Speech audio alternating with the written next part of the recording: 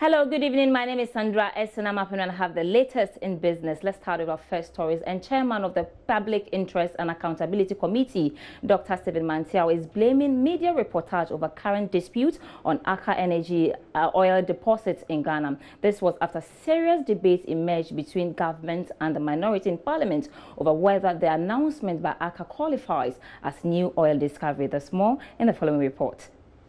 Aker Energy recently announced that it has been able to establish up to 550 million barrels of crude oil deposits on its concession at Deepwater Tunnel area in the western region. This was part of works to establish the commercial viability of these reserves. However, this has led to a debate between government and the minority in parliament on whether this is really a new discovery.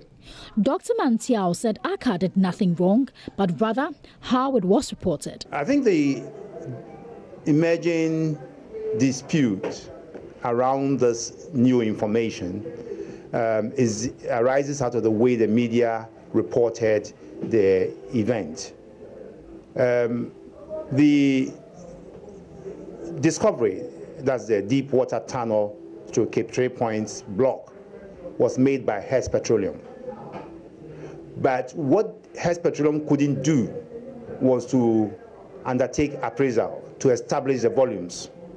And this was also because the block was affected by the Ghana-Ivory Coast maritime dispute, which actually put a freeze on all activities in the area. Now, soon after the dispute, Hess, having found itself in a financial difficulty, decided to trade its share in the block to Aker. Dr. Mantiao has also added that the Petroleum Commission should have the final say on volumes and certification of crude deposits on some of the oil fields in the country.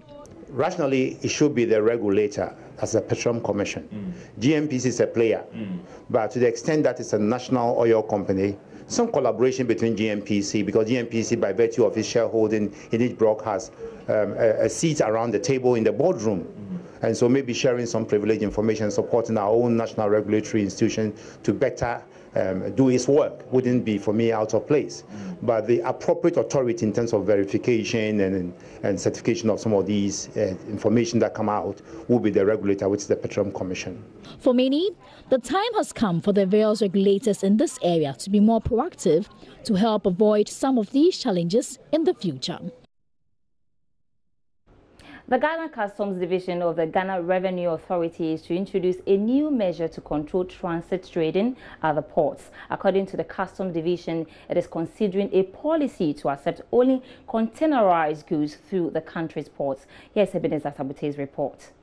Ghana is reported to lose huge revenue through trading at the ports as a result of diverting transit goods into the Ghanaian market. The new measure will help the officials of the Ghana Revenue Authority to promptly monitor goods in transit. Addressing a seminar on transit trade in Accra, Commissioner of Customs Isaac Krenzel noted that all the measures put in place to streamline the process will be implemented in the first quarter of the year. This, he believes, will avoid the abuse of transit trading, which denies the state of expected revenue. Limiting the custom hire agents or freight forwarders who can engage in the transit trade.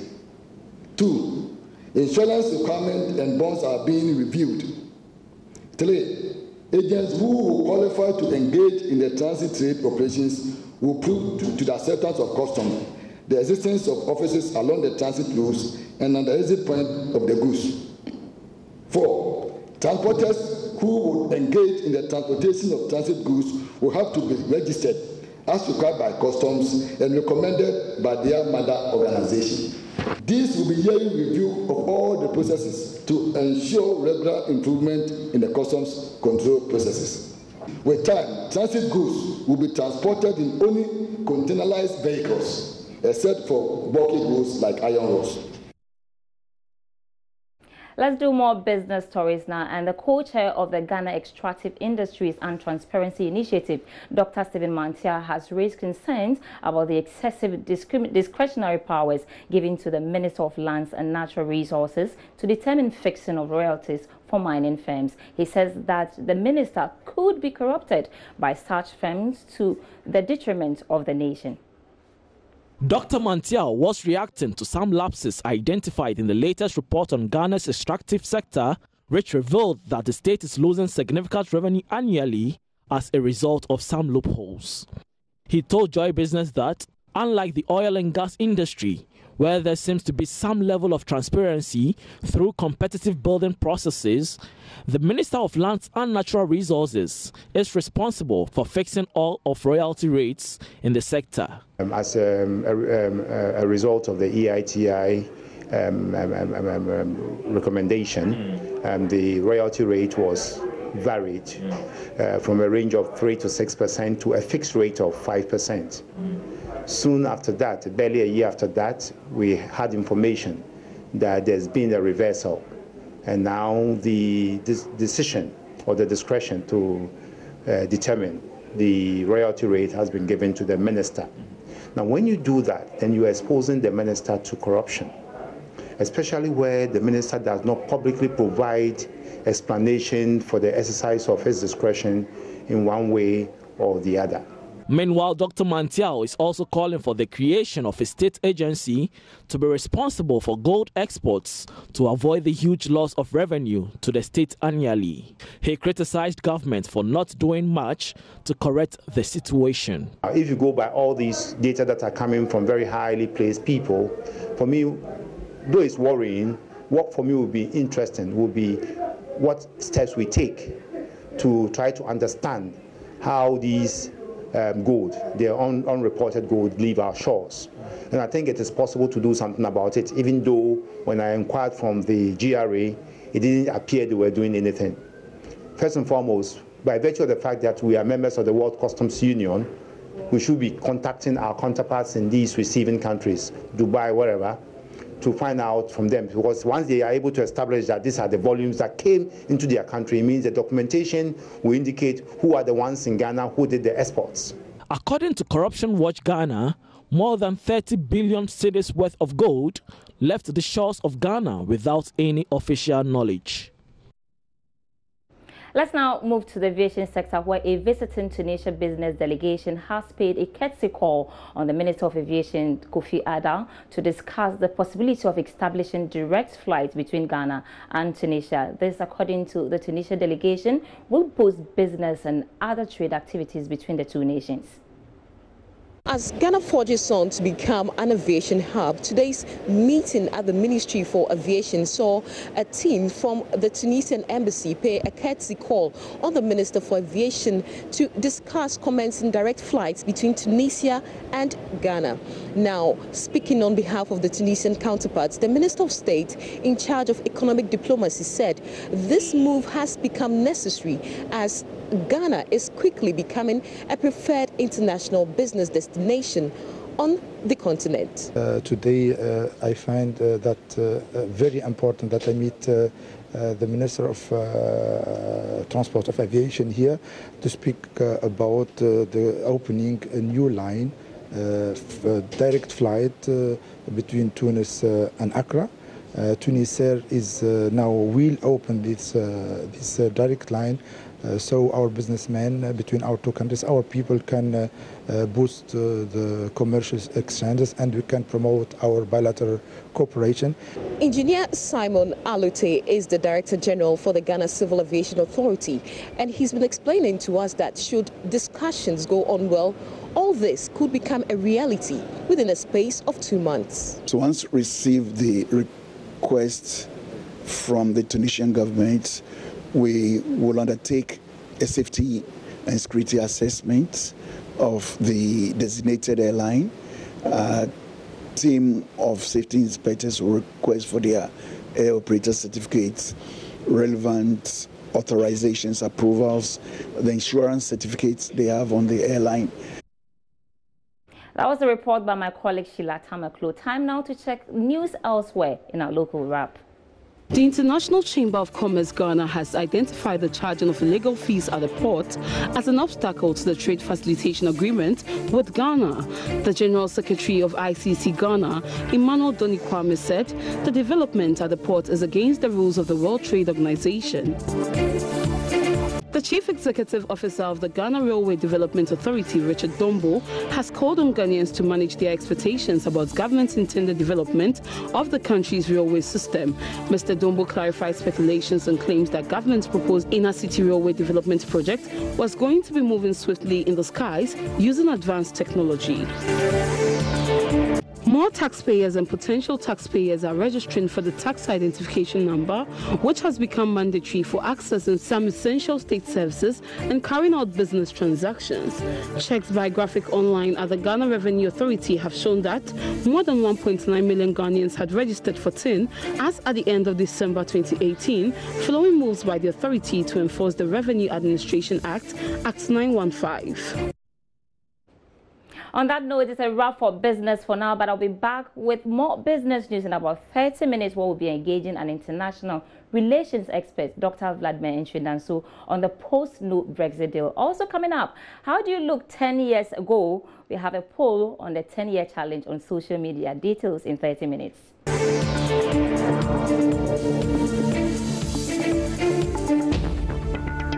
All right, so as I indicated earlier, the confidence vote, no confidence vote in British Prime Minister Theresa May has failed, which means that she still keeps her job. But it also means that she has to come up with a new plan, because as it is now, the deal that she put before the House of Commons failed to pass, and they failed woefully, I must say, and that actually prompted this vote of no confidence in her. Now, she says she's going to return to Parliament, to the UK House of Commons on Monday with a new plan, and we're looking forward to that. But we are actually looking at the implications for us here in Ghana as to whatever happens. Is the UK going to have a no-deal Brexit, or they can come up with some sort of deal? And that's what Sandra is going to be interrogating with Dr. Vladimir Ntreh-Danso. So, Sandra, what is it looking like? I know that you have been speaking with Dr. Vladimir Ntreh-Danso already. Yes, actually, you're right. She won that confident vote by 325 to 306 votes. So as it stands now, she still keeps the job, but she'll need to go back to Parliament on Monday to actually defend. And the conversation has to do with as to whether she has something different from what she's actually been pushing for some time now. So let's look at some facts about the no-deal votes that took place yesterday. And MPs voted by 432 votes to 222 to reject the deal, and this is the biggest defeat for a government in Britain's history. Yeah, indeed, because if you're looking at it, right, we're looking at a loss by for 230 votes, and that's really significant, Sandra. Yeah, so from 432 to 202. It's quite a lot. The margin is quite wide. Yes, and so that's the vote. And she's currently faces the vote of no confidence. We've said that she's actually won that by 325 to 306 votes. So that's how the fact stands now when it comes to the no-deal Brexit. But in all this, the biggest defeat for her, but what are the international communities to do when it comes to how the Parliament actually treated this defeat by Theresa May? And so she's actually been hammering this out with a deal with the EU for over 2 years now, if I must say. And so that's actually how it's looking. But we've been engaging an international relations expert who's in a person of Dr. Vladimir Ntreh-Danso. And first of all, I posed a question to him and I asked him whether he was surprised at all by the outcome of this vote. Were on the wall, a white painting on a white wall, and it was clear that she was going to be defeated. On and on and on, you could see that Brexit was not a popular choice, and British people were agitating for a reverse of it. Parliamentarians had noted that the journey is going to be more difficult, but it was clear going forward was more difficult. Coming backwards was a difficult, right. And I think the Parliament has chosen the least line of resistance. Theresa May fought this so hard. What makes this whole Brexit deal so bad for such an overwhelming vote against it? You know, it's one of the things we study under integration. The EU itself made a lot of mistakes by mixing politics with economic integration. Right. By allowing the former East European countries and Central European countries that belonged to the former Soviet Union or the Soviet camp to, as it were, join the EU without meeting the criteria. And therefore, employment became a problem. EU citizenship became somewhat unregulated and things like that. So it had an impact on a lot of EU countries. Specifically Britain was ruling under that. So populism started coming into Europe. Borders were being closed to immigrants and things like that. Whereas EU has a common immigration policy. So when countries begin to kick against supranational organizations' rules and regulations, then integration starts hiccuping. And it affected Britain a lot. Meanwhile, you had people who really wanted to take Britain out. I mean, Boris Johnson and others, who hyped on the whole thing. And he left in the middle of the job. Exactly. Yeah. So the point was this, that it was clear if Britain succeeds, there was the possibility that you have a domino effect. Now, France and Germany rallied very well and rallied Europe to stand firm, because the worst to happen to Europe is the disintegration of Europe, which is very worse. And so we saw that Europe bargained very seriously against Brexit. Sort of. If you go in, fine, the Article 50 allows you to go, but go and let's see kind of thing. Yeah. So it was a hard, exactly, there was big frustration. Okay, so she has about up to Monday to go back to Parliament to convince them as to the way forward. I mean, she's fought so hard. So are we likely to see anything different, or the best option would be to go back to the British people and say, let's have another referendum and then we move on? The best for Britain is to retract. Because if they went out of Europe today, the repercussions are higher than if they went back and say, hey, look, we were here, we are back. Because now they got to pay a lot to Europe. They got to stand on their own. They are now a third party where it comes to integration. And I don't think it's best for their economy. And I strongly suspect that, politics aside, this is the way to go. I think what May has been doing all along is politics, and not the logic of integration. If she understood the logic of integration, David Cameron started it all by promising the people that if they voted for him, he would bring back the question of Britain exiting and that kind of thing. At the point when he evoked that spirit again, he himself didn't believe in it anymore. But he had to, because it was a campaign promise. And then he lost. And when he lost, then he had to quit. That's how May came in as a... And she needed to fulfill what the British people have voted for. And she fought for that. And she fought for that. But logically... I don't know whether she really believed in it, knowing very well how her own backdrop people didn't support it. So I strongly suspect that what is going to happen is that they will go back to Europe. For another referendum. For another referendum, okay, probably. So again, I mean, in all this, it's a difficult moment for the British government now, and their relationship with other countries. Ghana, for instance, would certainly come back to a country like Ghana to negotiate for certain terms and conditions. So how should we strategize to meet them when they come for a negotiation with us? The point is, I've always said that when you have people who are either your friends or enemies fighting, you keep quiet and watch how it ends. To be honest with you, it's not a fight as such, but I know that the British government has started moving into Africa, country after country, trying to let them have a feel that, look, we're going out. When we go out, we need to negotiate with you and that's all. Ghana, I would say, we don't have to do anything. I mean, just have to sit back and watch, because we have a relationship with them anyway. If anything they bring on the table is better than with Europe, why don't we take it? The point is, it's an international system. If it doesn't favor us, it doesn't favor us. I mean, we don't have anything to offer. We are with Europe and we are satisfied. Okay. So they'll have to beat down that threshold. If they're able to, the world allows us to. But I strongly believe that they can't, because that bilateral relationship would have to mean that they would have to really back down on most of the things that Europe is giving us. So that was an earlier interview with Dr. Vladimir Antwi-Danso on the post-no Brexit deal. And so let's move on to social media now. And a lot has been happening. And there's this challenge that is actually trending. It's about a 10-year challenge. Did you look better then, or you look better now? And has God been good to you? Let's take a look at some of the pictures. And then, so that was my colleague, Bismarck Awusa back then with his shades.